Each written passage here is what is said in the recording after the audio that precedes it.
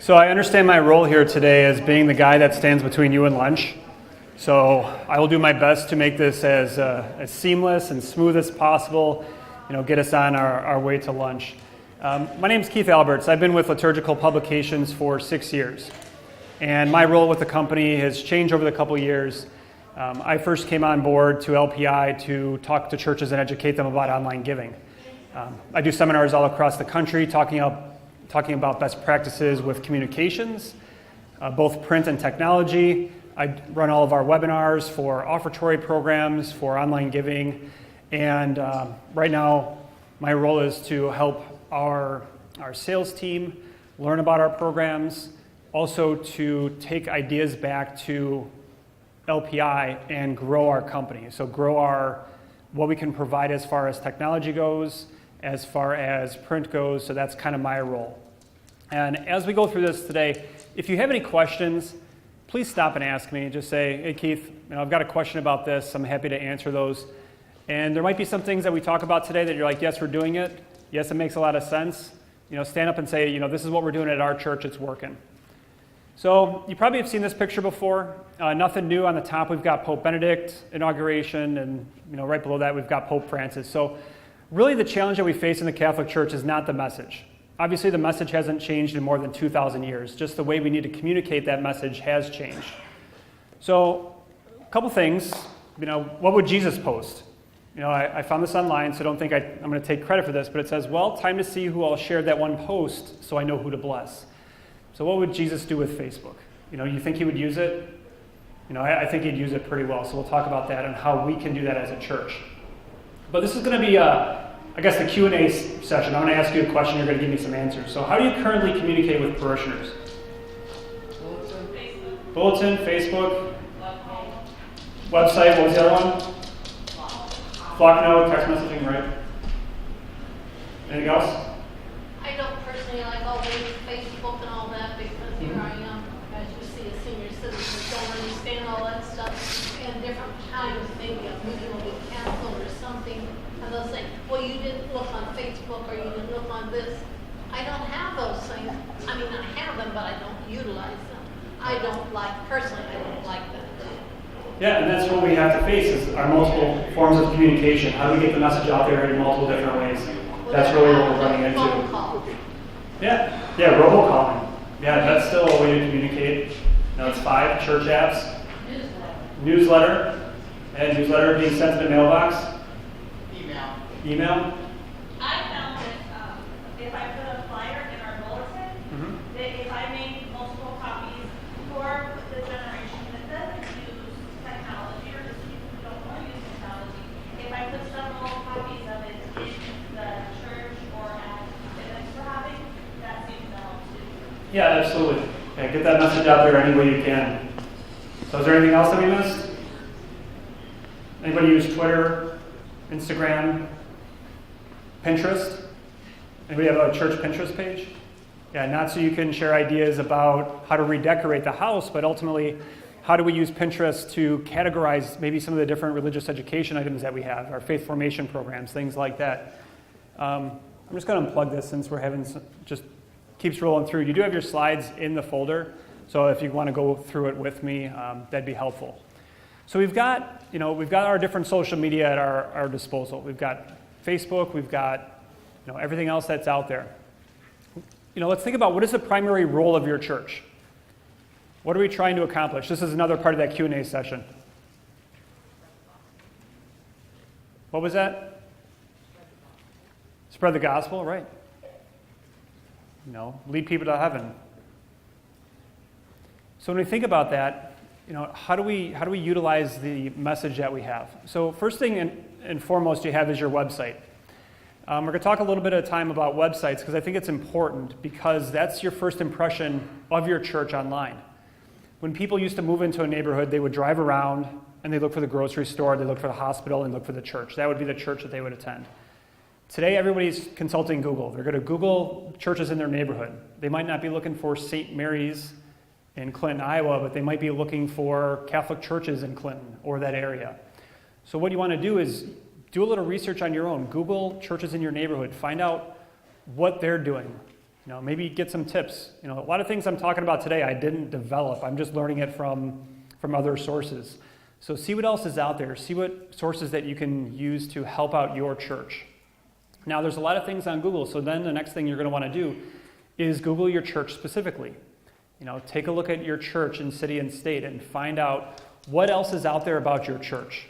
Does Google have your correct contact information? Do they have your correct website? Do they have your correct address? Is the address to Father's house so that when people are coming to Sunday Mass, they're like knocking on Father's door, I'm here for Mass. Making sure that information's all up to date. There's a lot of other directories that are out there. LPI's got parishes online. There's Catholic Mass Times, masstimes.org. So there's a lot of different resources that are out there, just making sure that stuff's up to date. Because at the end of the day, if I find that versus finding your website first, making sure that I'm showing up at Mass, not when everybody's walking out and say, well, I missed it. Might as well just grab the bulletin and be on my merry way, because that was the receipt I used to have to bring home to say that I was at Mass for my parents. But you want to have a welcoming environment. The first thing that you want to make sure you have is a I'm new here button. The reason is, if I'm new, it's going to stick out like a sore thumb. If you had 5 minutes to tell me about your church and why I should attend, what would you tell me? Well, you might tell me about the ministries. You might tell me about, Father's homily is great. We've got an amazing choir. Parking's easy. Whatever it happens to be. Tell me about your church. This is what you want to have in the I'm new here page.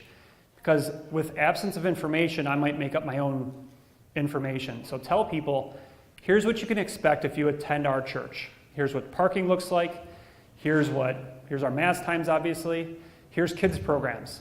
Do you have a daycare? Do you have anything that I can do for my kids? Is there a crying room? So at a church, they had the last 2 rows of pews reserved for families with children. So if you've got kids, you know how hard it is to get them out of the door and make it by the first reading. That's the challenge that we have. So having those last rows available for those families with kids. So just think about it from your visitor's perspective. Make it easy to find Mass times. People are checking for Mass times. One of the stats you'll see on there, yeah, go ahead. Yeah, I turned it off because it was just blinking back and forth. I'm following it here. You have the slides on within the packet. So Ash Wednesday just happened. We have websites. We've got about 1,100 or so church websites. And on Ash Wednesday alone, we had 266,000 unique visitors to our websites. So I like to think we saved our churches 266,000 phone calls because they went to the website first. It's not a typical Mass time day. Sometimes there's a school that you have a noon Mass or something like that. Well, having that front and center on your website, making that an important piece of your communication. Let's think about how our communication is happening strategically, and plan out your year. Get a spreadsheet, put in your calendar. Here's what we want to post in January. Here are the holy days of obligation throughout the year. Here's what we want to communicate ahead of time. And there's a lot of great resources out there that you can repurpose. Things from Busted Halo, Word on Fire. We've got great stuff at LPI as well. So you repurposing that content that you already have out there, that's already available out there, and reuse it on your website. We just got to think about that strategically, because you can use your website for catechesis, teaching people the Word of God. Obviously, your contact information, I'm going to skip through this knowing that we've got a limited amount of time, so it's there for you. But that catechesis is important as well. Word on Fire is also a great resource. In Ascension Press, we've got Father Mike that has, great short-minute videos on all sorts of things. And that's things you can update all the time. The more you update your website, the more people are going to visit it and see information. Because if they visit your website and then they check it out 2 weeks later and nothing's changed, they check it out a month later, nothing's changed, well, that's probably the last time they're going to go to your website. Making sure that you're constantly updating your website. And I typically recommend about 15 minutes a day that you update your website. You say, wow, that seems like a lot. Well, you already have information you spend time putting in the bulletin. Repurpose that content for your website. So updating your staff members, updating your calendar, updating any information, using your blog on your website to update any information with our ministries, with anything else that's going on in the church. All right, so I'm going to move forward. Making sure that you have somebody in charge of this site as well. Who actually has somebody on staff that is a webmaster? So we've got 1, 2. So most churches don't have a webmaster, and that's okay. But having somebody that's in charge of it, they might have multiple roles at the parish, they may answer the phones, they may enter information into your church management software, but having somebody that's their responsibility. Their responsibility is to update the website, because with the lack of having somebody updating the website, nobody's going to do it. They're going to think somebody else is going to do it. And like you have a bulletin editor, your bulletin editor doesn't necessarily write all the content for the bulletin. Sometimes they do. But ultimately, your webmaster is going to be in charge of the content, making sure it's in proper space, it looks good online like your bulletin editor does for print. In the past, lots of years, when I was doing these, we'd ask, who does your website? I'm like, yeah, we had a volunteer that put it together, and they left the church. And, well, who's updated it since? Well, nobody. It's been pretty static for a number of years. So while we love our volunteers, while we absolutely need them to grow our ministries, making sure that somebody on staff owns the domain name. We've worked with a lot of churches that said, yeah, we need to buy a new domain name because we have no idea who owns it, how to get it over to our news site. So making sure that the church does own that domain name. And mobile responsive. So in today's world, if it doesn't look good on a mobile device, don't bother doing it. More than half of all internet searches are from a smartphone. So making sure that if it doesn't look good on your smartphone, don't bother doing it. So think about the visitors and traffic to your website. We do analytics on our sites, our church websites. Ash Wednesday, we had about 70% of our visitors from smartphones. We have a church in the Loop in Chicago, and they do, I want to say, about 8 different mass times during Ash Wednesday. So they have a lot of people downtown Chicago that are looking up mass times on their smartphone. They're taking a look at St. Peter's in the Loop. They're saying, all right, what time's distribution of ashes? That's what they're looking for. That's what's front and center on their website. So they think about that consciously ahead of time, making sure that stuff is up to date. And if you're thinking about what are we going to do today for the future, do you know your vacation Bible school schedule? You probably already know what week it's going to be on, making sure that's on the website. So if me as a family am trying to plan my vacation, I can do that.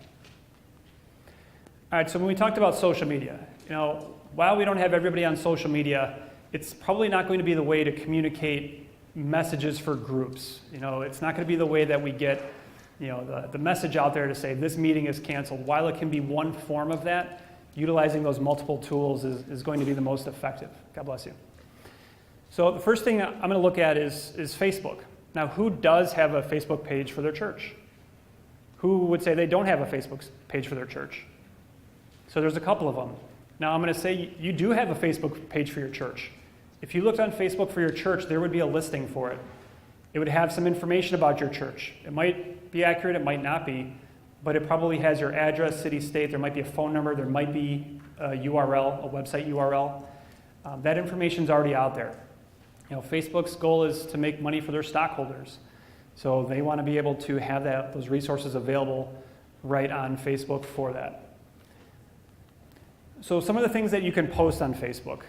Now, the statistics show that text is good, pictures are better, video is best, and Facebook Live is even better than any of that. So a couple things we can talk about as far as just pictures right now. So things like birthdays. So if Father's got a birthday coming up, thinking about this ahead of time, maybe snapping a picture of them. I saw somebody with their smartphone out taking a picture right now. That's excellent. So you can have those quick pieces of, you don't have to be a professional photographer. You can just pull out your smartphone and snap a picture. That's perfect. That's all you need to drive engagement. Ask people to, pray for Father today because it's his birthday. Talk about the seminarians. Talk about people to pray for. Ask for prayers on that. Very engaging stuff that you can put out there. And ask questions. How are you observing Lent this year? What did you give up, or what are you taking on as far as almsgiving? What are those things that you're doing at your church, or for yourself or your family this Lent? A lot of people do respond to those types of questions. I was at one conference, and they talked about asking a question of what movie do you want us to show your children during our Faith Formation Day? And they had 50, 60 people respond with different movies that they thought would be very beneficial to them showing their children. So questions can be very engaging. And do it via text, but you can also do it via a picture, and I'll talk about something that you can do with that in just a second. But has anybody used Facebook Live for their church at all?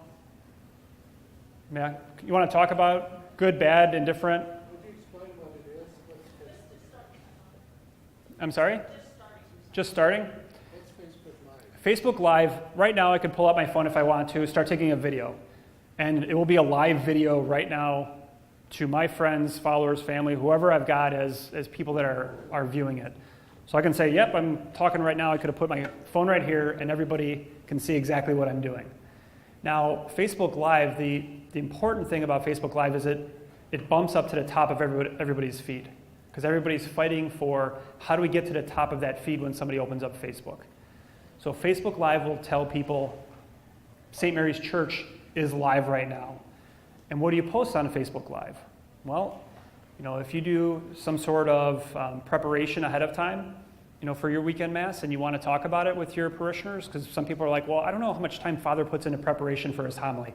I don't think he does a good job. You know what I mean? And they're like, I actually do I spend a couple hours doing this, and you may want to talk about, you may want to use Facebook Live to talk about this on the weekend, because you may start homily prep on Saturday morning. You wake up, you say a prayer, you go through your steps of this. You have a process of how you prepare for that homily that weekend. We may want to tell people, because weekends are going to be engaging for Facebook. People aren't as active, they're not as busy, they're more likely to be on Facebook during that. And through your Facebook page on your church, you can do analytics. So you can start seeing how many people are viewing this. Maybe I tried something on Thursday evening, maybe I tried something Tuesday morning, maybe I tried something, Sunday afternoon. How many people got engaged in that Facebook Live video? So that if you set up your Facebook page as a page, not as a person, you can view those analytics. So now you can start tailoring those messages and say, all right, this just did not work. We saw 2 people watch that video. All right, we're not going to do it on that day, or maybe a different topic, or maybe something different. But what Facebook Live will also do is, even if you're done being live, and it could be 3 minutes, it could be 30 minutes, if you're done, and I open up my Facebook, it will show me, it'll say St. Mary's was live 30 minutes ago, 2 hours ago. It pushes that content, because what Facebook wants is they want people to engage with Facebook more so they can sell more advertising. So they want people to spend a lot of time on their device, on their app, on their computer, watching the content that Facebook is providing, because it gives them more ability to sell advertising. Does that help? Okay. So some of the other things you could do with Facebook Live, we had Bill talking about his ministry fair that they do. Well, have something scripted ahead of time to say, we want to bring all the ministry leaders together. We want to do 2 or 3 minutes of Facebook Live. Just prep them, prep them ahead of time so you don't catch them off guard and they're like, oh, okay, it's an awkward moment. But say, we're just do a quick Facebook Live video. I've got my phone, I've got our church Facebook account. We're going to do something quick on Facebook Live. We just want to talk about, here's what's going on this weekend. Here's what your kids can expect. Here's what time it goes to. Here's what it's all about. Let's get some energy in there so that 3-minute Facebook Live video is always available on your site then. And the engagement goes way up. So you did have a question, Bill. Go ahead.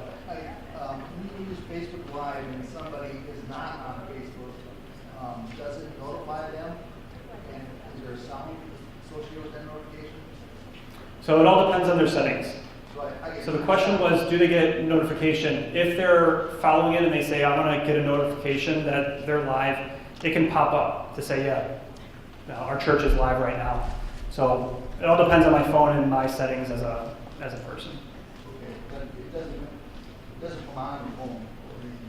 No, it'll pop up a notification on my phone to I say, gotta go to it. yep, I just click it, it'll open up right to that Facebook Live video then. So it depends on my settings then.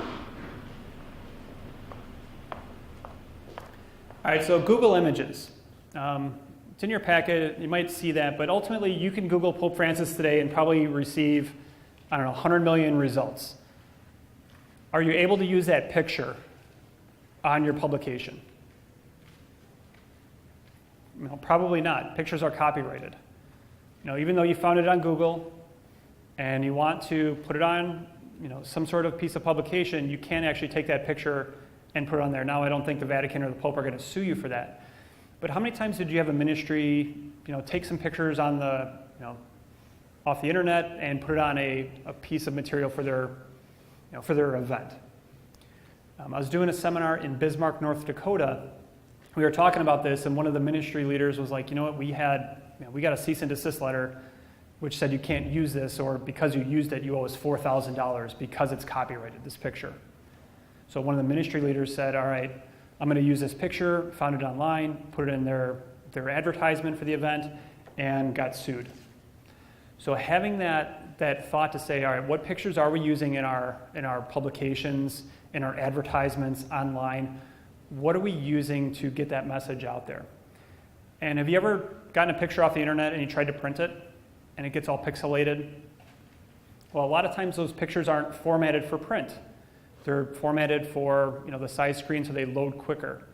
So using the proper files as well. LPI, we've got what's called Art Media Portal, which does have pictures that are formatted correctly for both social stuff as well as printing. There is a list of picture resources in your packet, but there are a lot of free resources out there that you can grab pictures. Absolutely free of charge. You don't have to put here's what the photo. I can't remember the name of it now at this point, but yeah, like a disclaimer. Yeah, this is with the photo, the credit. You don't have to credit the photo. So Pixabay is one that I use a lot. There's a lot of different photos. There's Catholic Church photos. There's other pieces, a lot of things that you can find on there. Now, if we think about an event itself, and if we find a picture through one of the paid sources like Shutterstock or something else, and the picture's $5, is it worth spending the $5 for a picture you really like? Absolutely. Plus, with the devices we have in our pockets, they're much better than the camera I bought maybe 15 years ago. I've got a better camera in my pocket right now than I did back then. You can take your own pictures and use them. Whether it's a decoration, whether it's something in your church. There's a church in Duluth, Minnesota. It's the cathedral. And Jack up there takes a picture every morning of something outside. So he goes, snaps a picture, and they get all sorts of snow pretty much 9 months a year. So it's usually a picture of snow, or sometimes it's Lake Superior, or maybe it's some blossoms happening, something out there at the church outside, and he puts a Bible verse on it. And he just says, it's today's prayer. He puts that on his website every single day. So it's an engaging piece. It's something that's creative. It's something that he does personally. He just enjoys doing it. But those are just some things that you can do to help out with that. Now, if you're not a creative person, there's a program called Canva. It's like Canvas without the S on the end, Canva. It's free. And what's cool is they've gotten the formats right for all of the different social media out there. So if I want to put a Facebook post out there, it's like, what size is this supposed to be? Well, Canva's got it. You just put Facebook post. You can start pulling in pictures. You can start pulling in text. You can start pulling in graphics that they've already have for you. Now, they have some paid things in there as well, but most of the things you can do in there are free of charge. So if we're doing something for our website, I want to do an advertisement for our ministry for our website. I don't know Photoshop. I don't know how to edit a picture. Check out Canva. It's a great online resource. You just need to sign up for free with your email address, and you're able to do that. So pretty cool too. Now we're looking at social media and scheduling stuff out there. So I talked about creating a plan of when we want to post stuff. And you go, well, Holy Week, my kids are on vacation. I'm the social media or communications person. So that means I've got to work during Holy Week from our hotel or from somewhere else, from Disney or wherever you're going. Well, you can use tools out there to post stuff via social media and schedule it. A couple that are out there are Buffer and Hootsuite. Buffer's a nice one. I typically use that. You can plug in all of your different social medias. So if you have a Father's Twitter, if you've got Facebook for your church, if you've got maybe a LinkedIn page or something like that, you can post all those sorts of pieces that you want to get out there, those social messages that you want to get out there. So what's coming up, our Holy Week schedule, use Canva, put together the picture, take a picture of maybe a candle at your church, put it into Canva, and then put our Holy Week schedule. Here's our Holy Week schedule for the week. Here's Stations of the Cross, here's confession times, here's Holy Thursday, everything else, putting that calendar right on your website. Some people said doing email blast. Who does an email newsletter? Anybody? Yeah, a couple. So the one that I'd recommend is called MailChimp. Now there's Constant Contact, there's Exact Target, there's a number of those programs out there. Reason I recommend MailChimp, because you can get 2,000 subscribers and 12,000 emails a month for free. So no cost for it, and you don't have to be a designer or you don't have to be amazing at moving stuff around to be able to send this out. A lot of great designs on there, a lot of templates to use, a lot of drag and drop features to help you send out that mailing. And the last talk, they were talking about how do we update more email addresses at our church? Well, just simply asking for them. And having that newsletter go out on a regular basis, so whether it's monthly, whether it's bi-monthly, but you can have more of the, articles that you might want to put on your website. And I'd recommend if you've ever gotten an email newsletter, you see, a couple pieces, you just see a picture, a headline, and maybe like a little blurb about that article, and then you click it and it directs people back to the website. Well, that's what you want to do with this newsletter as well. Keep it small, keep a couple articles on there. Maybe it's Father's Thoughts of the Season, maybe it's our ministry spotlight, and maybe it's upcoming events. Well, a little blurb, you click it takes us to a page on the website that you've created for that specific piece, so it's longer. Same thing with Facebook posts. You want to direct people back to your website for all that traffic. Your website wants to be the central hub for most of your communication at your church. While everything else that you're doing is important, your website should be that central focus and that central location. And then apps. Yeah, question? Comment? Here, hold on a second. I'm going to bring the mic over here.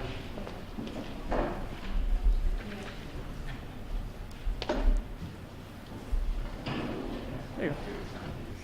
Yeah, like on that mail chip, what about like Spanish? I usually do all the translation at St. Bernardus. Will that have an app to do translating and stuff? I don't know if it does translations. I'm not sure if MailChimp does translations or not, but ultimately, if you want to put it right in Spanish, in English and Spanish, that seems to be one of the best practices I've seen out there, is that on the website, it's both in English and Spanish. Because if you do Google Translate for Spanish, if that's on my website, home translates literally to casa, which doesn't make sense. So having the language there and the way that they can understand it the best would be my choice. Yes, it takes a little bit extra work, but you're talking right to that community. Good question, thank you. So apps are now the number one form of digital media. About 8 out of every 10 minutes is spent on an app. So people are going into their social media, they're going into their fantasy football app, their banking, they're going in, they're grabbing information specifically for a topic and they're getting out. So the app can be a central hub to say, you know what, if I need information about my church, what important information do I want to get? I can see my calendar, I can add that to my personal calendar, I can talk to the staff via email, or I can give them a phone call. I can have the daily readings, which is more catechesis, so having that at my disposal. But you also have the ability to send out those push notifications. You guys get bad weather here, we get bad weather in Milwaukee area. Well, ultimately, if you need to cancel a ministry, now we talked about multiple forms of communication, so this isn't going to solve everything, but ultimately, sending out a push notification to specific groups, being able to say, a finance council meeting got moved till 6:30 because of the weather, or don't forget we've got our ministry leaders meeting tonight. Don't forget to bring your notes, or whatever that happens to be. So you can talk to specific groups and directly target messages to them. So if you want to send out a message to everybody, like tonight's our fish fry. In Wisconsin, there's so many fish fries around the city. We've got one coming up at our church on Friday with, Father Don talked about 4 to 7, come on in. So it was nice to have that message, but ultimately if you wanted to send out that push notification Friday at 4 o'clock to the entire parish that said, what are you doing for dinner tonight? Bring the kids, we've got our fish fry tonight. Yeah, I don't want to cook for my kids, it's been a busy week. I've been traveling, my wife's busy, let's just go out to the church.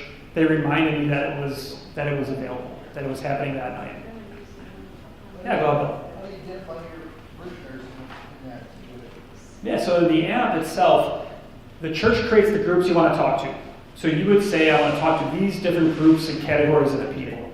Me as a parishioner, I subscribe to the groups that I want to receive information from. So I would say I want to be informed of the faith formation. I want to be involved in the festival planning. I want to be involved. I want these different types of push notifications. What about, can you send out as an email or as text? It's a push notification. So email goes through an email address. It goes right to the phone. My phone has the capability to say, yes, I want to receive this information directly via this app. Notification. Yes. Yeah. We use a program that calls Remind. Yeah, Remind 101. And it texts every time. Yeah, that's awesome. Text. Yeah, has it been well received? Use it, the school uses it, and the religious education uses it. A lot of people that Yeah, I'll give you that. The Remind app reminds people of meetings, classes, religious education classes, or classes in council. Yeah. And all I'm getting at is there's no one form that's going to solve every issue. A lot of times people are like, I just need one thing that's going to take care of everything. Well, right now it's not there. Okay. We're setting up for lunch. We got about 10 minutes. Good. So push notes, they're free for parishioners. They're included in any app cost.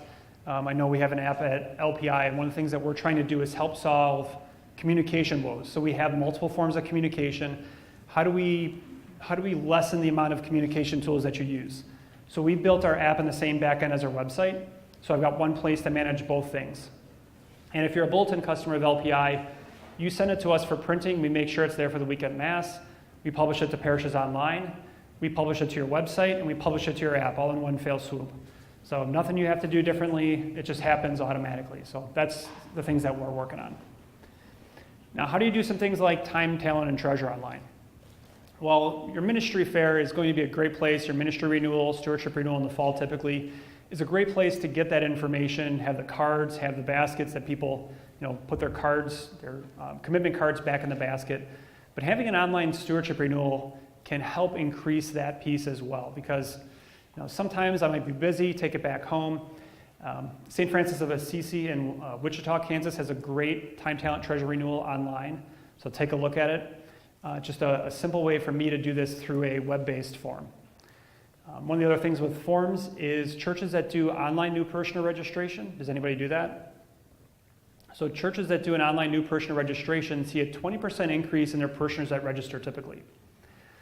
You put this on our I'm new here section, so I'm new, and we've got all of our other information. Then we've got a registration form. And the reason I think that is because if people are doing this, they're doing it late at night when the church office is typically closed. You're open Monday through Friday, probably 8 to 5 or so. And I'm doing this at night. Plus, if I haven't been there in a while, it's really challenging for me to come knock on that door and say, you know what, I haven't been here in a while. You probably have a larger form that you need people to fill out to register officially at your parish. I'd recommend the online piece be 5 simple questions. First name, last name, email address, phone number, and then are you baptized or are you Catholic? Something simple like that. What we find is sometimes we try to create all these different questions of information we need. We want people to sign up for all sorts of different ministries. We want them to get involved. And the way I put it is, let's keep it simple. Let's keep it very simple for people to get engaged. That next step then is for the welcoming committee or hospitality group, somebody on the church staff, to give them a phone call and then welcome them in, invite them to Mass, give them the next steps for that process. Because now the last talk was talking about you've got people to sign up for it, but with a lack of information about how much time is involved in that, you get less people to want to commit to that. So very similar with this, we keep it simple, get people engaged, give them a phone call for that. Your digital parish. Obviously everything's going online, but we can't eliminate the things that we're doing via print. We're just talking about the online tools today here. But ultimately, you want to personalize that message. While social media, you have an official voice of the church, you want to be personal with that message. So if you see people that are connected to you, wish them well, communicate via social media. It is called social media after all, so it should be a two-way communication. So that's why it's not just us blasting information out to people. It needs to be communicated both ways. So posting on people's walls that you see might have a birthday. One of our followers, is a parishioner, has a birthday. Wish them a happy birthday. We're going to say a prayer for you today.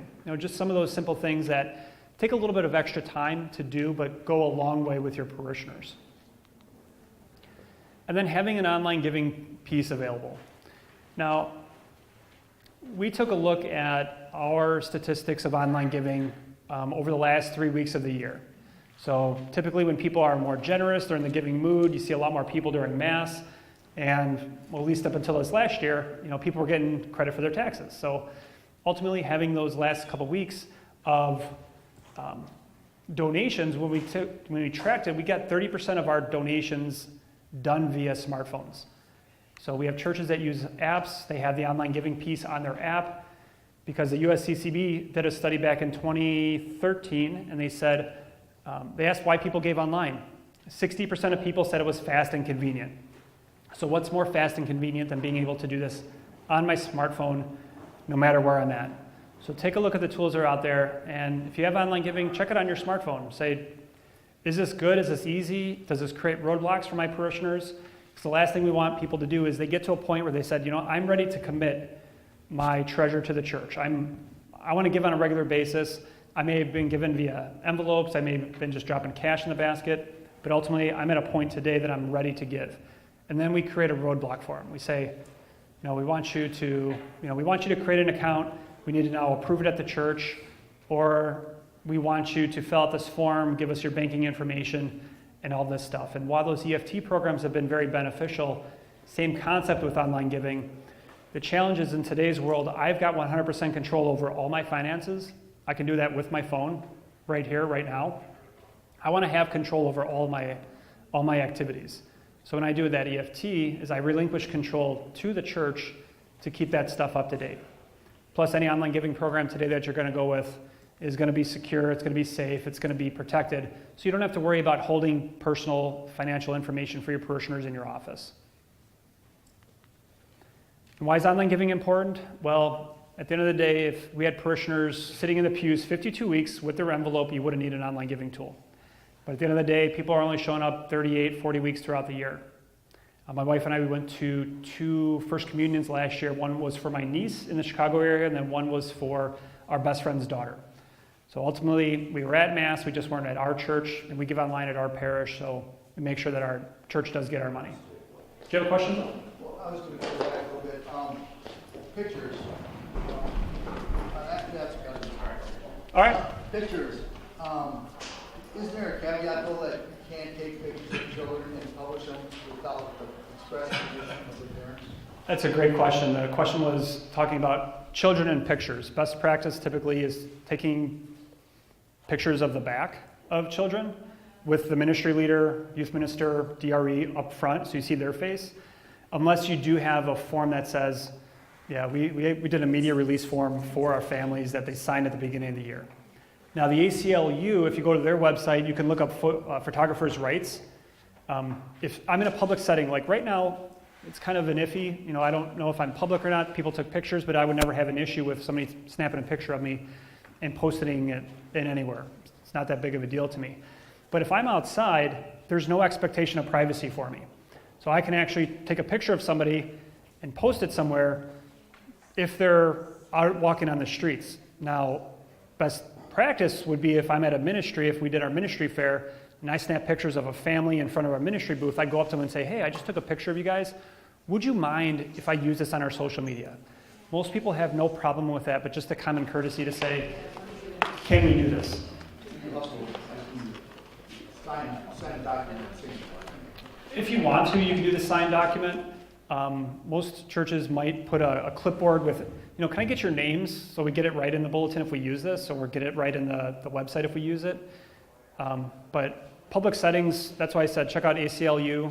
They'll talk about photographers' rights and what you can and can't do with photography. So they've got all the legalities and the rules behind that. Oh, I'm sorry. So the diocese has information about that too? Okay, so go to the diocese website, they've got that. All right. So lastly, I'm just going to finish up here. One thing we're doing at LPI, for those of you who don't know who we are, you're new to LPI, we're a Catholic family-owned company based out of the Milwaukee area. We've got 6 print facilities across the country. We're opening up a brand new facility in the Dallas, Texas area to help a lot of our Texas churches, work with about 5,400 Catholic churches nationwide. And we We continually invest in our technologies. One of the programs that we're coming out with, and this came from kind of the talk I had today with all these different communication tools we have at our disposal. You know, which one thing is going to help us do this all? Well, it's not really out there. At LPI, we've invested in a church management software replacement system. It'll be coming out in July of this year. And it's a cloud-based system, but it can take the place of your church management software, a website, your online giving program, your room scheduler. It can do text messaging. So there's lots of different things that the program can do, and it's called We Gather. We didn't design this in a bubble. You know, we didn't say we think this is important for the Catholic Church and this is what we're going to do. We asked our churches. We did focus groups from some of the different churches that we have relationships with around the country. We brought them into Milwaukee and we talked to them. We said, this is what we're thinking about doing. What do you think? And over the course of 2 days, we got a lot of great feedback to say it needs this, it can wait. But a couple of big things that came out of it is definitely faith formation registration. Not just making a payment, but my information. Because every year it happens the same way every single year. It's like, doesn't the church know who my kids are? Don't they know their birth date? Don't they know anything about my kids? I got to do the same form every single year. So that's one piece of it. Having all of the donations that go online just get posted right to our database. Because if you have an online giving program, you probably have to do something, whether it's manual data entry. For our online giving program we share, it's an import you can do into your church management software. So there's still something you have to do. So that would eliminate that need as well. Plus, when we talked about communications to our ministry groups, it has that communication aspect of it where I can be involved in open groups, private groups, where I can then communicate directly to people in that group. And then it posts into We Gather. So I can form relationships online that I may have started in person. So if we have our Bible study group that has that communication, says, here's what we're talking about, what do you think about this reading this week? Whatever you're talking about can have that aspect of just talking about it online so that when you get back together as a group, you're like, wow, there's all these great conversations happening online. So you can empower your ministry leaders to take ownership of those ministries. You can have your parishioners communicate to other parishioners. It's going to be an amazing program that I hope you take a look at when it comes out in the middle of this year. So everybody's lining up for food. So that's all that I have. If you have any questions, I will be in the back. So come talk to me. Katrin is the business development manager for the area. If you want a demonstration for websites, apps, online giving, We Gather in the future, go chat with Katrin. She's great at what she does. So good. So thank you, everybody.